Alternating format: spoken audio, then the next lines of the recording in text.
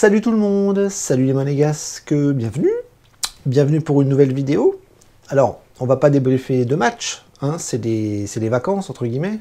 Cela dit, il y a des matchs amicaux, hein, Monaco a repris la compétition depuis déjà quelques jours, et on en est déjà à 3 matchs amicaux. Alors je vais pas les analyser parce que c'est un petit peu aléatoire, hein, il y a un petit peu beaucoup de turnover, on voit beaucoup de jeunes, il y a pas mal de gros joueurs qui n'ont pas encore repris totalement ou qui viennent d'arriver. Donc c'est un petit peu le bordel au niveau de l'effectif, et c'est normal parce que c'est la reprise. Mais l'AS Monaco, comme vous le savez tous, a des objectifs élevés et surtout des échéances qui arrivent très très vite, parce que dès le début du mois d'août, nous voilà partis dans la folle course à l'Europe et à la Ligue des Champions, parce que comme vous le savez tous, on a fini 3e et on va avoir un tour préliminaire et des barrages si tout va bien.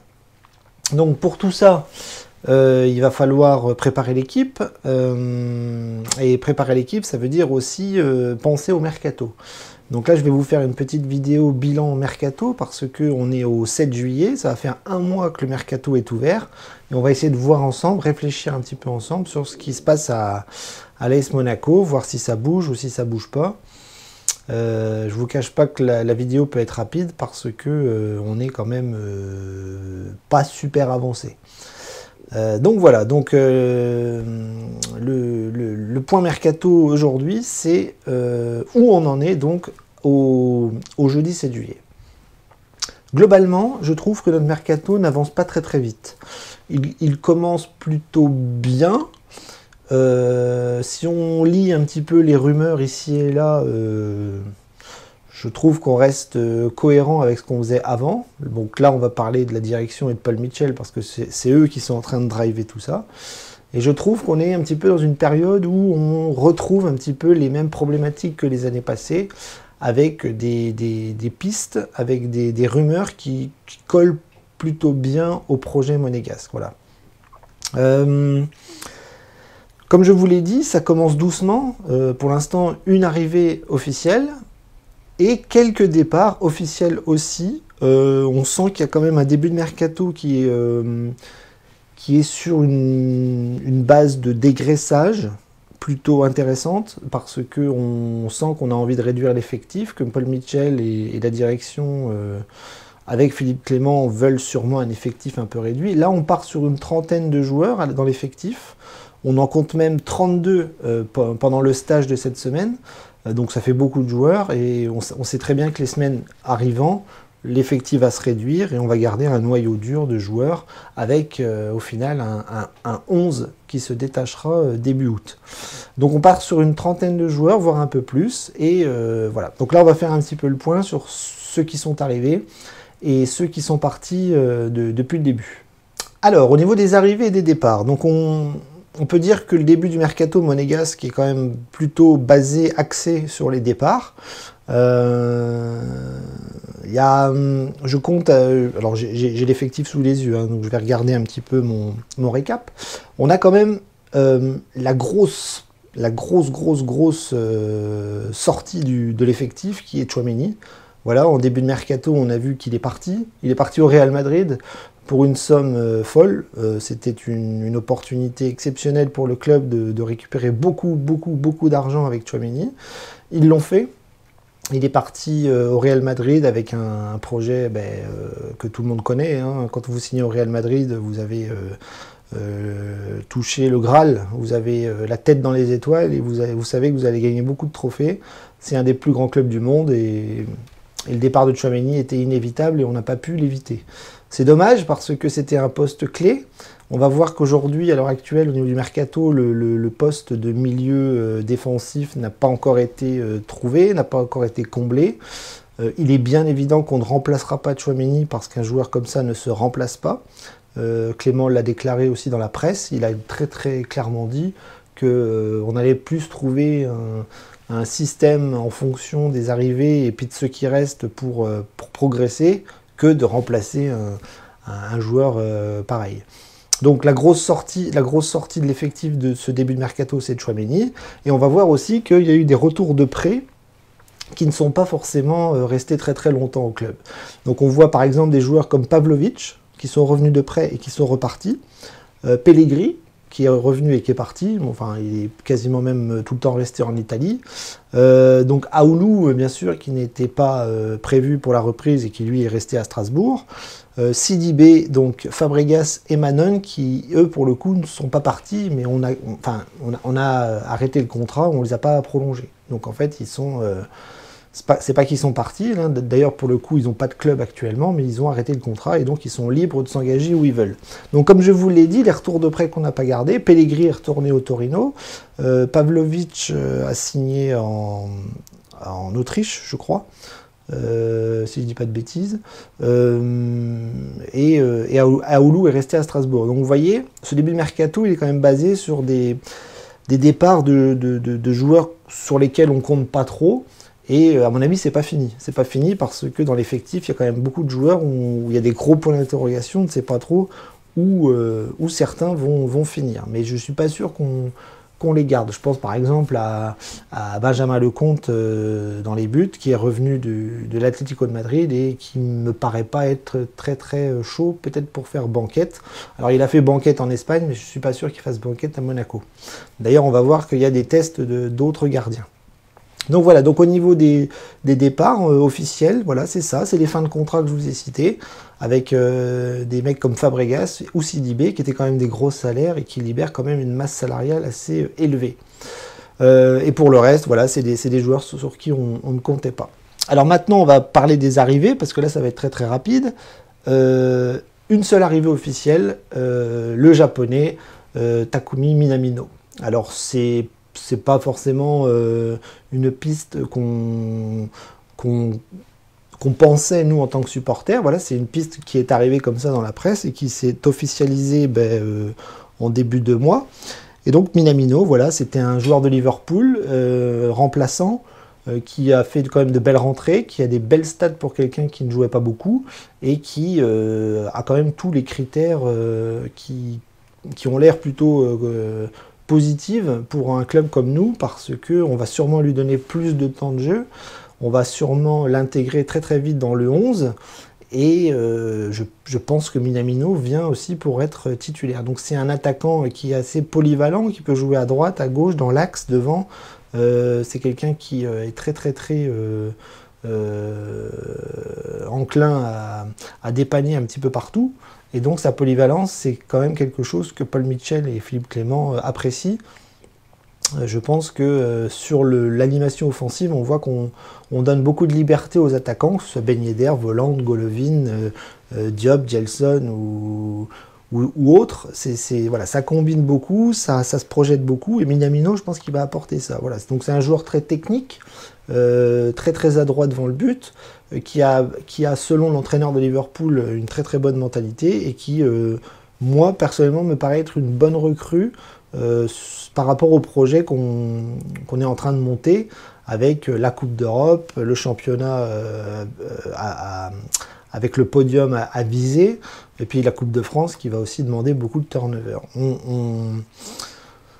On a quand même l'impression qu'avec la Coupe du Monde, avec la Coupe d'Europe, les tours préliminaires, le barrage du mois d'août, on va quand même se taper beaucoup de matchs, et je pense que pour le coup l'effectif va être réduit, mais il ne faudra pas trop le réduire non plus, parce qu'on va avoir beaucoup de pépins physiques, de suspensions, des cartons, des malades, le Covid revenant. Donc attention, hein, il ne faut pas qu'on sous-estime la taille de l'effectif, parce qu'on va avoir beaucoup d'échéances importantes. Donc Minamino, seule arrivée officielle pour l'instant, et on attend la suite parce que, comme je vous l'ai dit, le temps presse. Donc au niveau des arrivées, comme pour les départs, il y avait les retours de prêt, donc je vous ai dit, Benjamin Lecomte qui est revenu, Goebbels qui est revenu aussi de son prêt à Nantes. Alors lui, pour le coup, j'ai pas l'impression qu'on compte sur lui parce qu'il n'a pas été au stage cette semaine. Il y en a deux comme ça, il y a Barreca qui devrait rester en Italie, et Goebbels qui devrait aussi faire ses valises. Et Moussaba qui lui est revenu des Pays-Bas et qui joue beaucoup de matchs en ce moment en préparation. Maintenant, j'ai regardé le match hier soir, je suis pas sûr qu'il arrive à se trouver une place, même sur le banc, en rapport à l'effectif qu'on a en ce moment et qu'on va sûrement avoir dans les jours qui arrivent. Alors, pour avoir vu un petit peu les arrivées officielles et les départs officiels, on voit que ça bouge pas beaucoup. Hein, on est le 7 juillet, on ne peut pas dire que ce soit la révolution au sein de l'effectif. On a déjà fait 3 matchs de préparation, une victoire et 2 matchs nuls, donc ça commence tout doucement. On voit que ça tourne beaucoup, que Philippe Clément ne peut pas encore mettre son 11 titulaire parce que c'est beaucoup trop tôt. Tous les joueurs ne sont pas au même niveau de préparation. Et pour l'instant, lui, il fait beaucoup de repérage. Il regarde un petit peu les joueurs en forme, les joueurs qui vont pouvoir intégrer les 20, on va dire, parce que quand il y a un match, on convoque 20 joueurs. Là, on a un effectif d'une trentaine de joueurs. Et il va falloir en trouver 20 qui vont faire toute la saison. Donc je voulais faire un petit peu le point sur l'effectif avec les 30, en sachant que je ne vais pas tous faire les joueurs, hein, parce que ça va être beaucoup trop long. Je vais essayer de penser par ligne et voir un petit peu ce que ça va donner pour le mercato. Donc en fonction de ce qu'on aimerait, de ce qui est possible de faire. Et surtout, qu'est-ce que Paul Mitchell va nous concocter pour certains postes et dans certains secteurs. Donc au niveau des gardiens, pour l'instant on part sur 4 gardiens. Comme je vous l'ai dit, nous avons le retour de Nubel. Le retour de Lecomte. Nubel titulaire, je pense que lui il est là encore pour la saison et qui va être titulaire, il n'y a pas de souci. Donc maintenant il faut trouver les remplaçants. On est en train de tester le gardien du Cercle de Bruges, hein, notre club ami, notre club cousin, et on est en train de tester Didillon. Donc Didillon, c'est quelqu'un qu'on connaît dans le championnat de France parce qu'il a joué au FC Metz. C'était un bon gardien, il a fait quand même de belles prestations avec le FC Metz. Je ne l'ai pas trop suivi en Belgique, mais en tout cas, là, en ce moment, il est en train d'être testé avec l'AS Monaco. Il fait les matchs de préparation, il fait la prépa complète, les entraînements complets. Il a même joué hier la deuxième mi-temps. Donc peut-être qu'il sera gardien numéro 2, peut-être qu'il sera gardien numéro 3, je ne sais pas. Mais on est parti pour avoir 3 gardiens avec des tests. Des tests par rapport à savoir qui on garde. Majeki, peut-être partant. Lecomte numéro 2, Didillon numéro 2, peut-être l'achat d'un 5e gardien en sachant que Lecomte peut partir et Majeki aussi. Donc c'est un petit peu le flou au niveau des gardiens, en sachant qu'on ne sait pas trop qui sera le numéro 2 et qui sera le numéro 3. Défensivement, on a gardé tout le monde, sauf Pavlovic qui est parti, mais globalement on garde les mêmes défenseurs que l'année dernière. Donc Badiachil, Dissassi, Maripane, Matsima qui est peut-être partant, hein, on l'a annoncé sur des pistes peut-être allemandes ou le Racing Club de Strasbourg. Hein. Je sais que Djikou est parti, peut-être que Matsima est pisté. Mais en tout cas, on a des joueurs comme lui qui sont peut-être partants. Et puis Marcelin qui revient et qui n'a pas joué l'année dernière. Et sur les côtés, on a toujours les mêmes. Caio Henrique, Jacobs, Vanderson et Aguilar. Pour l'instant, il n'y a pas de piste d'arrivée.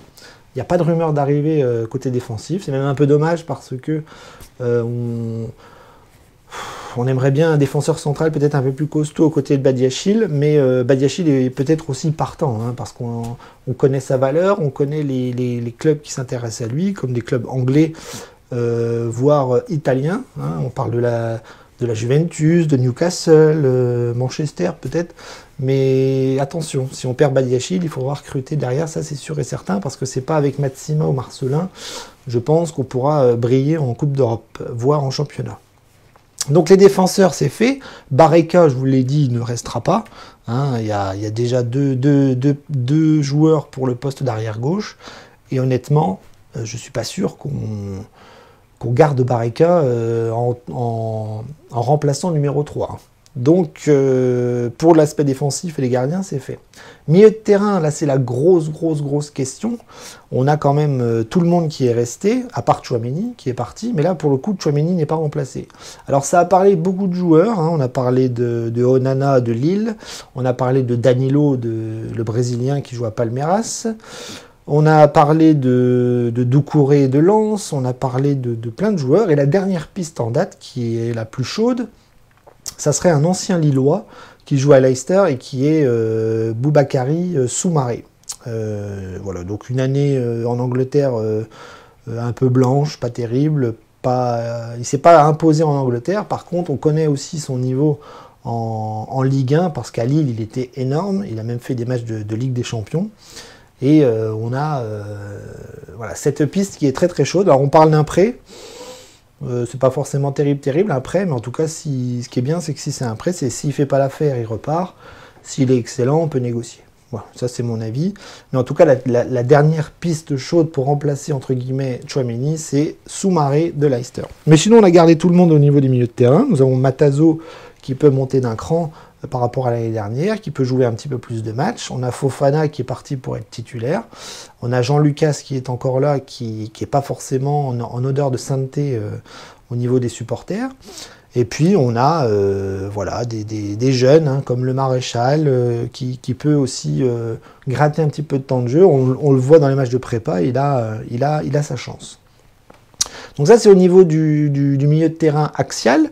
Après on sait que sur les côtés on va quand même partir sur les mêmes. C'est-à-dire qu'on a Golovin sur le côté gauche, on a Sofiane Diop qui est encore là, qui est pisté par des clubs allemands, voire français. Hein. On parle de l'Olympique de Marseille, mais ça ferait mal aux fesses de voir Diop partir à Marseille. Moi, personnellement, j'aimerais bien le garder parce qu'il a beaucoup de potentiel et qu'il a quand même pas mal d'expérience maintenant au sein de l'effectif. Donc, côté gauche, on a toujours les mêmes, Golovin, Diop. Côté droit, là, pour le coup, on a Gelson Martins qui est encore là. Il n'a pas envie de partir, donc on va sûrement le garder. On a Moussaba qui est là, mais qui, à mon avis, ne restera pas longtemps. On a Crépin Diatta qui revient de grosses blessures et qui revient petit à petit au jeu, au ballon et à la compétition. Moi, personnellement, j'ai beaucoup d'espoir sur lui. Je veux absolument le garder et le revoir. Et puis, on a Minamino qui, lui, pour le coup, peut jouer à droite. Mais comme je vous l'ai dit, peut jouer à gauche, peut jouer dans l'axe et va être quand même, je pense, sûrement un titulaire en puissance qui va peut-être faire sauter Gelson Martins, Golovin, voire dans un système différent, jouer peut-être en 10, en sachant qu'en ce moment, moi ce que je vois dans la prépa, c'est un 4-4-2 avec le même système que l'année dernière, avec une ligne de 4, une ligne de 4 aussi au milieu de terrain, et deux attaquants, dont un reculé, avec Voland qui fait le boulot. Donc voilà, donc au niveau de l'effectif, à part Minamino en plus, on a quand même les mêmes que l'année dernière. Et puis maintenant, il y a devant, on part quand même sur 2 attaquants. L'année dernière, on en avait 3. On avait un petit peu gueulé quand Isidore était parti en Russie. Et là, on piste encore un attaquant. Alors là, la piste de l'attaquant, c'est un moment exceptionnel dans le mercato du mois de juillet parce que on est quand même parti sur des rumeurs assez intéressantes, avec notamment la rumeur Belotti. Alors Belotti, c'est un joueur qui était extrêmement coté il y a quelques années au Torino, en Italie. On l'avait même épinglé à 100 millions d'euros à l'époque où il claquait but sur but avec le Torino. Il s'est un petit peu calmé avec les années. Et là, on a associé le nom de Belotti à l'AS Monaco il y a quelques jours. C'était même très chaud du côté de la presse italienne. C'était quasiment fait.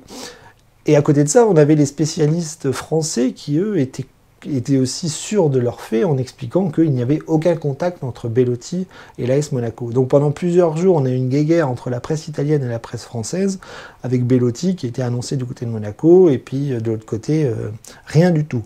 Donc moi, j'étais extrêmement chaud bouillant à l'idée de le recruter, parce que c'est un profil que j'adore. J'adore les avant-centres, j'adore les buteurs, j'adore le caractère qu'il a, j'adore sa folie. J'adore sa niaque, j'adore... honnêtement, j'aime tout chez Belotti. Et franchement, le voir avec le maillot de l'AS Monaco m'aurait amplement ravi. Mais j'ai bien compris que tout ça, c'était faux, qu'il n'y avait aucun contact entre le joueur et le club.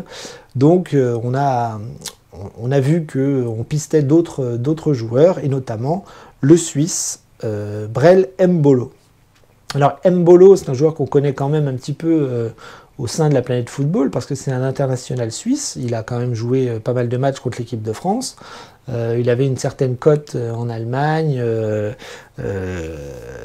Là, actuellement, il joue au Borussia Mönchengladbach. Et on a cette piste. Voilà, donc visiblement, on a fait une offre. On aurait offert 15 millions, ce qui est un peu le tarif habituel de l'AS Monaco quand ils veulent un joueur. Et visiblement, on est très très chaud sur lui.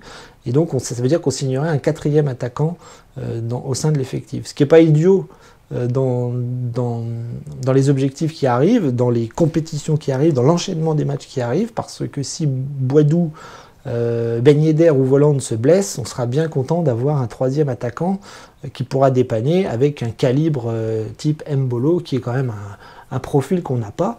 C'est un grand gaillard d'1,87 m, il est très très costaud, il peut dépanner à droite comme à gauche, mais il peut aussi dépanner avant-centre, il peut dépanner deuxième attaquant. Voilà, c'est quelqu'un qui couvre beaucoup la balle, qui est très puissant, qui va très vite, qui est pas ridicule dans la passe ou dans la dernière passe. Et voilà, il a des stats un peu compliquées où visiblement il a encore une marge de progression. Mais moi, à l'AS Monaco, je m'en satisferais s'il venait à signer dans les jours qui viennent, malgré le fait que Belotti était quand même une piste qui, moi, me plaisait énormément. Donc les attaquants, ben, vous avez vu, on part sur 4. Hein, Ben Yedder, Volland, ça bouge pas. Et Boadou et Mbolo, peut-être, qui va arriver. Donc voilà, donc là, je vous ai fait une revue d'effectifs un petit peu globale. Donc vous voyez bien que le mercato, il bouge sans bouger. On a officialisé une recrue, il y en a 2 qui sont potentiellement arrivants, Soumaré, Mbolo, et on voit bien que globalement ce sont des pistes qui sont beaucoup plus réalistes que certains noms qu'on peut entendre dans la presse, hein, Belotti en faisant la parfaite illustration. Alors, je vais conclure par le fait que maintenant, on est le 7 juillet et que les échéances arrivent rapidement. C'est-à-dire dans 4 semaines, nous avons nos premiers matchs officiels avec les tours préliminaires de la Ligue des Champions. Et j'ai envie de vous dire que maintenant, le temps presse. Globalement, le mercato bouge pas beaucoup du côté de l'AS Monaco. Comme je vous l'ai dit, une recrue officielle, quelques départs au niveau du dégraissage, mais on a encore tout le monde qui est présent au club. On ne sait pas qui va partir officiellement, on ne sait pas encore qui va arriver officiellement, même s'il y a des pistes, je vous les ai dites. Mais globalement, là, le temps presse parce que il va vite falloir mettre tout le monde d'équerre pour le début du mois d'août. Ça arrive très très vite, il reste encore 4 semaines de préparation, il va y avoir beaucoup de matchs amicaux, on va jouer contre des grosses équipes, notamment l'Inter de Milan dans quelques jours. Et Philippe Clément va devoir faire des choix. Là, on est parti sur une trentaine de joueurs qui sont en train de s'entraîner, de se préparer et de jouer. Hein, on voit que les matchs amicaux, on a une équipe en première mi-temps, une deuxième équipe en deuxième mi-temps, et on a même une troisième équipe en tribune qui est là, présent, et qui va tourner dans l'enchaînement des matchs. Donc l'effectif n'est pas encore réduit. Je pense que plus les échéances vont arriver, plus l'effectif va se réduire et plus Philippe Clément va trouver son groupe principal de peut-être 21, 22 joueurs. Et on sait que dans les jours qui viennent, il va y avoir des départs, il va y avoir des arrivées, et donc ça va encore bouger. Donc ça va bouger et il va falloir être prêt très très vite. Et on sait que pour l'instant, on part sur le même 11 que l'année dernière, avec une grosse épine dans le pied, un gros point noir, qui est l'absence de Tchouaméni, qui était quand même notre meilleur joueur, notre milieu de terrain qui était excellent, et qui était notre baromètre au cœur de l'équipe.